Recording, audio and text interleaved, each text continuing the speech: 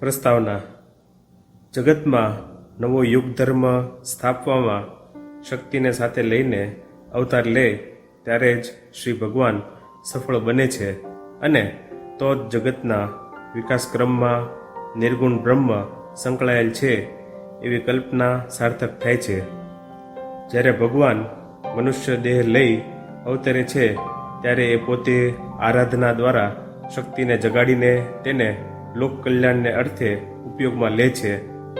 એ રીતે યુગે યુગે ઈશ્વર દ્વારા આરાધિતા શક્તિ કલ્યાણકારી બનીને મૂંઝાયેલી અને માર્ગ ભૂલેલી માનવજાતને ફરી ઉન્નતિને માર્ગે દોરી જાય છે.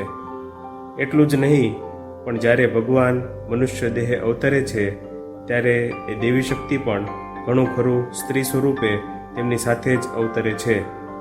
એ પ્રમાણે શ્રી રામચંદ્ર સાથે સીતા, શ્રી કૃષ્ણ સાથે શ્રી રાધિકા, બુદ્ધ સાથે યશોધરા અને શ્રી ચૈતન્ય સાથે વિષ્ણુપ્રિયા અવતર્યા હતા.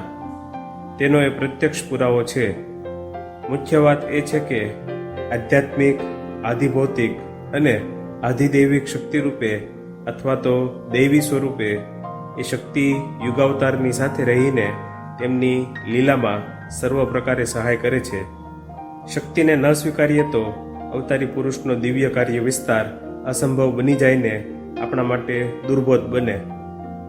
તેથી સ્વામી શારદાનંદે લખ્યું છે કે ચૈતન્ય સાથે શક્તિનું નિત્ય મિલન સર્વત્ર પ્રત્યક્ષ કરીને જ શક્તિશાળી પદાર્થમાં તેમજ સમગ્ર જગતમાં ભારતના ઋષિઓએ શબરૂપી શિવ ઉપર નૃત્ય કરતી શક્તિની ઉપાસના કરી છે.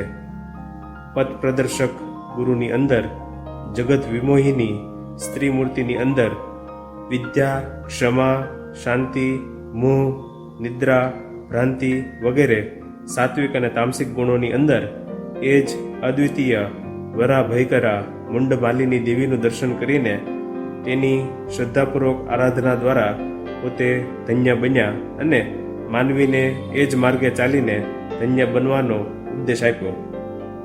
વળી શ્રી રામકૃષ્ણની ઉપાસનાથી સંતુષ્ટ થયેલ એ દેવીને વર્તમાન કાળમાં માનવ કલ્યાણના કામમાં લાગી ગયેલી જોઈને પૂજ્યપાદ સ્વામી વિવેકાનંદે પોતાની પ્રસન્ન ગંભીર વાણીમાં કહ્યું છે કે જે શક્તિના ઉન્મેષ માત્રથી દિગ્દિગંતરમાં એક પ્રતિધ્વનિ સંભળાઈ રહ્યો છે તેની પૂર્ણ અવસ્થાની કલ્પનાનો અનુભવ કરો ને વૃથા, સંદેહ, દુર્બલતાને, દાસ જાતિ સુલભ ઈર્ષા, દ્વેષનો ત્યાગ કરો અને આ યુગ ચક્ર પરિવર્તનમાં સહાયભૂત થાઓ.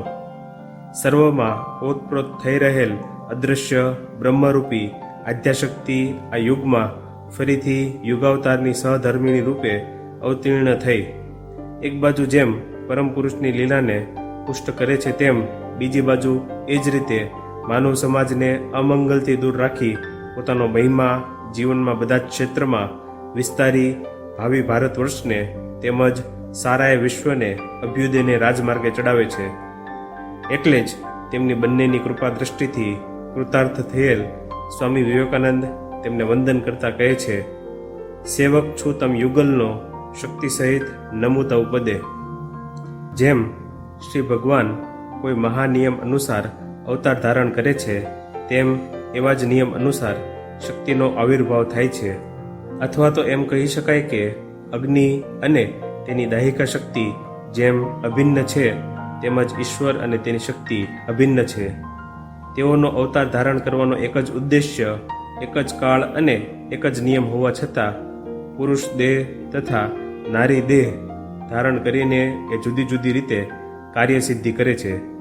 તેથી અસ્તિત્વનું જુદાપણું ન હોવા છતાં કરુણામયી શક્તિના આવિર્ભાવની જુદી રીતે વિચારણા કરવામાં ખાસ સાર્થકતા છે.